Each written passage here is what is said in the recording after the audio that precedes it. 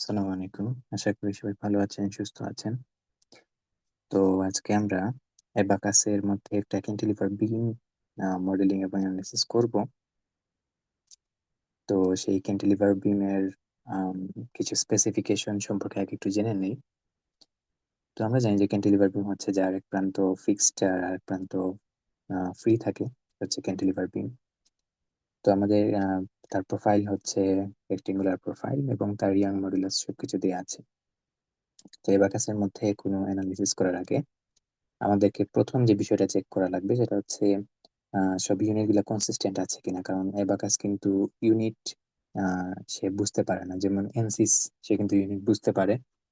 এবাকাস কিন্তু ইউনিট সে আপনি ধরে নে যে আপনি কনসিস্টেন্ট ইউনিট তাকে প্রদান করবেন।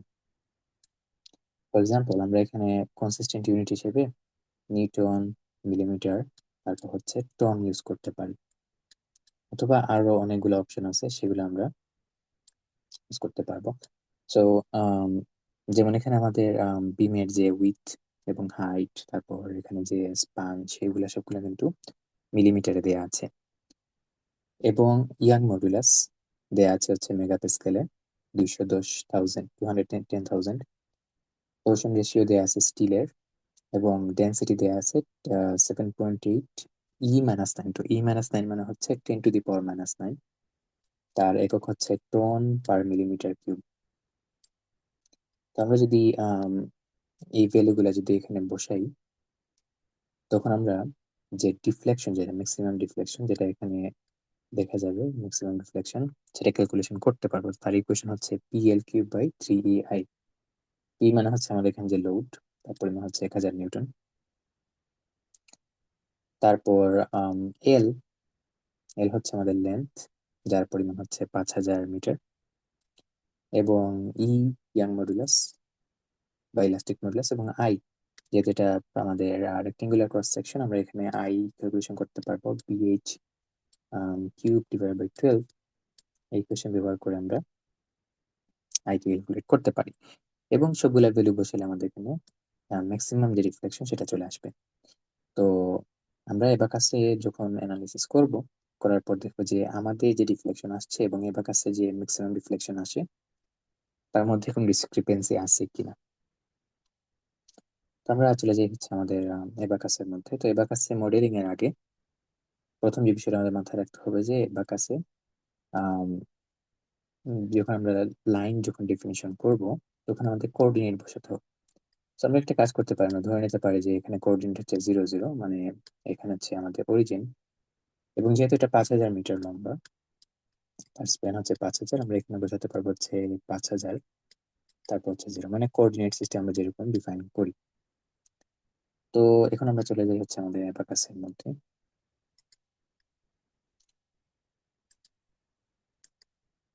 প্রথমে হচ্ছে আমরা ক্লিক করব ক্রিয়েট পার্ট, এখানে ক্লিক করবেন। ক্লিক করার পর আমরা এখানে নাম দিয়ে দিলাম, এটার নাম হচ্ছে বিম। এবং আপাতত আমরা 2D নিয়ে কাজ করছি। আমরা যদি ভবিষ্যতে যে ভিডিওগুলো করব সেখানে 3D অপশন থাকবে। আপাতত আমরা 2D সিম্পলিসিটির জন্য রাখছি। এখানে হচ্ছে কন্টিনিউ দিলাম। তারপর এখানে হচ্ছে লাইন, এটা হচ্ছে একটা CAD এর মতো একটা ইন্টারফেস ওপেন হলো। আমাদের লাইন ক্রিয়েট করতে হবে, আমরা লিখবো যে ক্রিয়েট লাইনস। ক্লিক করলাম। এখন এখানে দেখবেন যে একটা ডায়ালগ বক্স আছে। তো আমরা এখানে বসাবো হচ্ছে 0 0। তো আমাদের মানে অরিজিনের মধ্যে প্রথম পয়েন্টটা আপনি যদি খেয়াল করেন, অরিজিনে কিন্তু প্রথম পয়েন্টটা বসে গেছে, এবং সে চাচ্ছে যে এন্ডিং পয়েন্ট কোন জায়গায়, সেটা হচ্ছে আমাদের 5000। আমি যদি এটা বসাই, আমাদের অটোমেটিক্যালি 5000 মিটার, 5000 মিলিমিটার লম্বা আমাদের বিম তৈরি হয়ে গেল। আমরা এসকেপ বাটনে ক্লিক করব। তারপর ওকে আমাদের ডান, আমরা এখানে ডান ক্লিক করলাম। ওকে, আপাতত এখানে আমাদের কোনো কাজ নাই। আমরা যাবো হচ্ছে পরের স্টেপে, প্রপার্টি ডেফিনিশনে। তো প্রপার্টি আমাদের কিরকম প্রপার্টি ছিল, আমাদের প্রপার্টি হচ্ছে স্টিল, এবং সেই স্টিলের ক্ষেত্রে ইয়াং মডুলাস হচ্ছে 210,000, পয়সন রেশিও ডেন্সিটি দেয়া আছে, আমরা সেগুলো ডিফাইন করব। তো প্রথমে আমরা যাব হচ্ছে আমাদের অ্যাবাকাসে।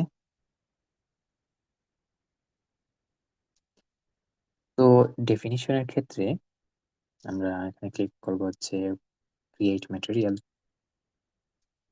তো ম্যাটেরিয়াল একটা নাম দিয়ে দিব স্টিল জেনারেল, তারপর হচ্ছে ডেনসিটি। তো আমাদের ডেনসিটির পরিমাণ হচ্ছে 7.8 E-9। E-9 মানে হচ্ছে, আপনি যদি স্লাইডে দেখেন এখানে E-9 দিয়ে আছে। তো E-9 মানে হচ্ছে 10⁻⁻৯। তো আমরা এখানে 10⁻⁻৯ বসিয়ে দিলাম, এবং তারপর হচ্ছে যাব মেকানিক্যালে, ইলাস্টিক প্রপার্টি, এখান থেকে ইলাস্টিক সিলেক্ট করব। প্রথমে ইয়াং মডুলাস, যেটা পরিমাণ হচ্ছে 210 জিপিএ বা 210,000 এমপিএ, এবং পজিশন রেশিও হচ্ছে 0.3 স্টিলের জন্য। তো আমরা এখানে ওকে ক্লিক করলাম। আপাতত আমাদের প্রপার্টি ডেফিনিশন হয়ে গেছে। এখন আমরা সেকশন ক্রিয়েট করবো। সেকশন তো বিভিন্ন ধরনের সেকশন হতে পারে। এটা 2D সেকশন না 3D সেকশন, এটা কোন ধরনের সেকশন, এটা বিম হবে না ট্রাস হবে। তো এই কনফিউশনটা আমি একটু ক্লিয়ার করে নিই যে আপনারা আসলে কোনটা দিয়ে কাজ করবেন, বিম নিয়ে কাজ করবেন না ট্রাস নিয়ে কাজ করবেন।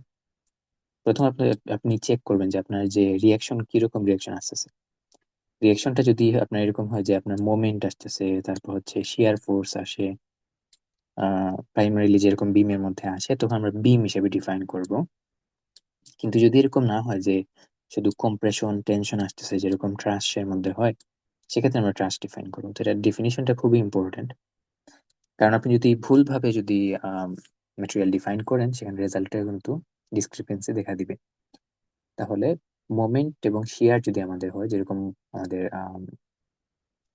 ফ্রেমের মধ্যে মোমেন্ট তৈরি হয়, ফ্রেমের মধ্যে হচ্ছে শিয়ার তৈরি হয়, সেক্ষেত্রে আমরা এটাকে বিম হিসেবে ডিফাইন করব যদি আমাদের ফ্রেম থাকে।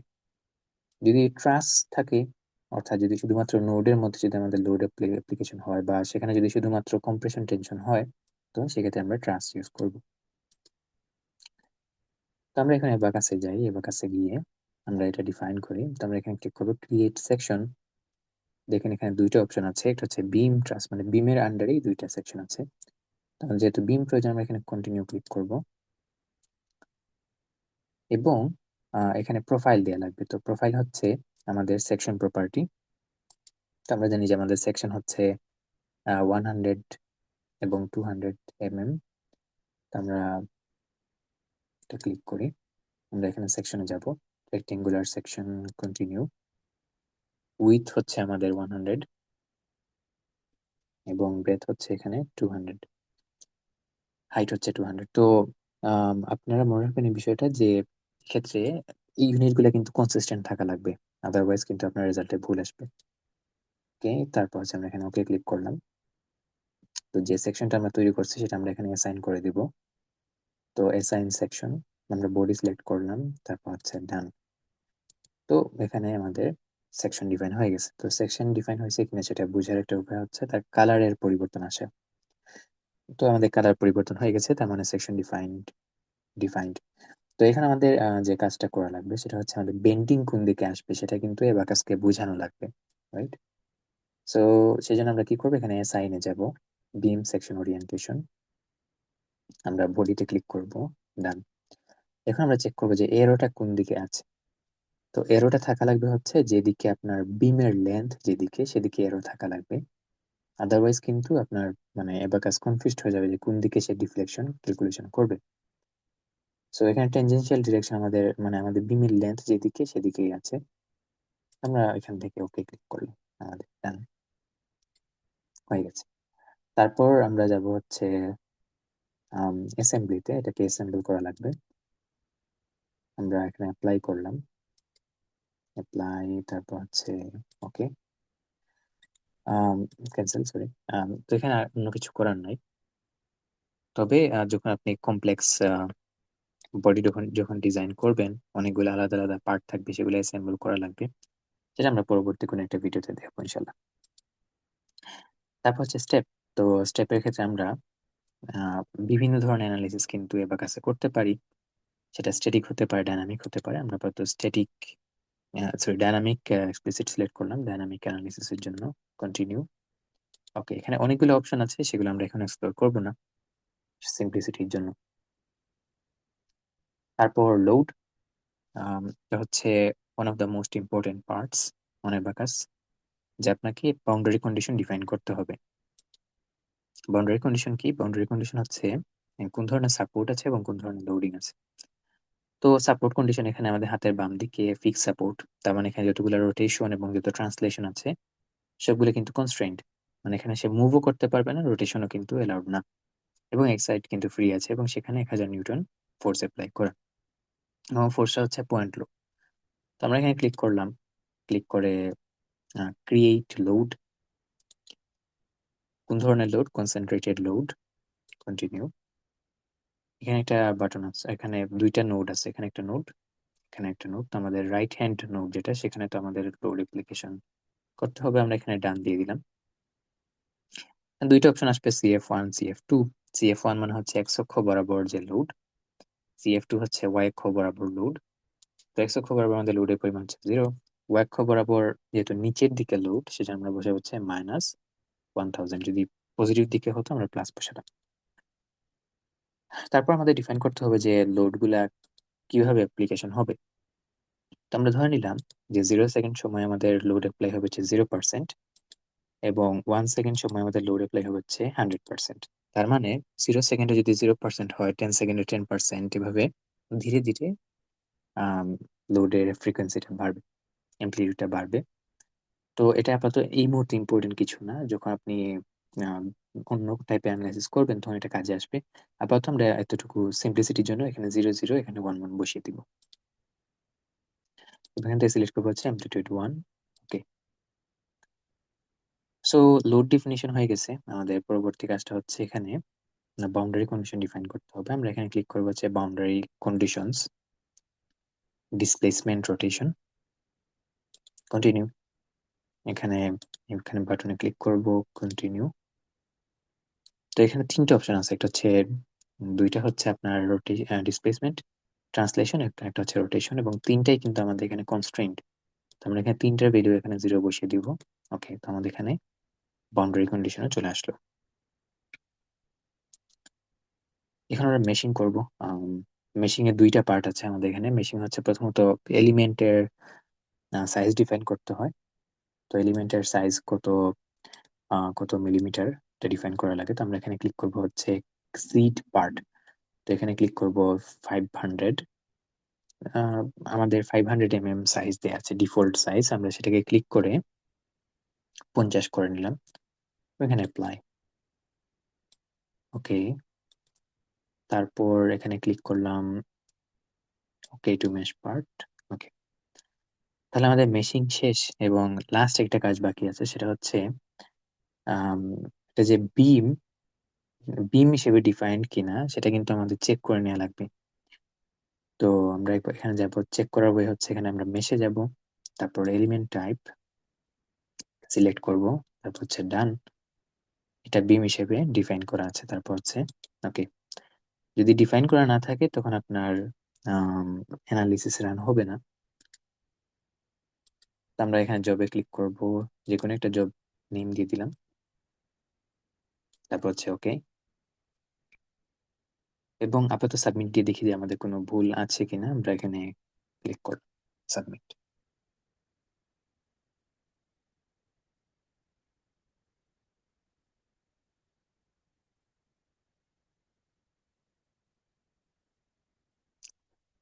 ওকে, আলহামদুলিল্লাহ আমাদের কোনো ভুল আপাতত নেই। আমরা রেজাল্টস এ চেক করি যে রেজাল্টস ঠিকঠাক আছে কিনা। এখানে প্লট কন্ট্রোল অপশন আছে, সেখানে ক্লিক করলাম, এবং এখান থেকে আমরা ইউ সিলেক্ট করব। ইউ মানে হচ্ছে ডিসপ্লেসমেন্ট, এবং ডিসপ্লেসমেন্টের পরিমাণ হচ্ছে 3 ম্যাক্সিমাম যেটা, সেটা হচ্ছে 3.046। এবং আমরা যে ক্যালকুলেশন করেছিলাম সেখানে ভ্যালু হচ্ছে 2.97। তো যদি আমরা রেজাল্টগুলো কম্পেয়ার করি, তাহলে আমাদের যে ডিফারেন্সটা সেটা হচ্ছে প্রায় 2.5%-এর একটু বেশি। তো এবং এখানে আমরা অনেক জিনিস টুইক করে এই যে এররের মার্জিন যেটা আরো কমিয়ে নিয়ে আসতে পারি। তো আপাতত আমাদের মডেলটা ভ্যালিডেটেড, যে আমরা অ্যানালাইসিসটা করলাম সেটা মোটামুটি আমাদের 2.5% এরর মার্জিনের মধ্যে আছে। সো এইভাবেই আমরা মূলত অ্যানালাইসিস করে থাকি। আমরা পরবর্তী ভিডিওতে দেখব যে সিম্পলি সাপোর্টেড বিম বা 3D মডেলিং বা অন্যান্য ধরনের যে অ্যানালিসিস আছে আমরা কিভাবে রান করতে পারি এবং কিভাবে এরর গুলা এড়িয়ে আমরা অ্যানালিসিস করতে পারি, সেটা আমরা সামনে কোনো একটা ভিডিওতে দেখবো ইনশাল্লাহ। তো আমরা আপাতত আজকে এতটুকুই রাখি। নেক্সট কোনো একদিন কোথাও হবে। আসসালামু আলাইকুম।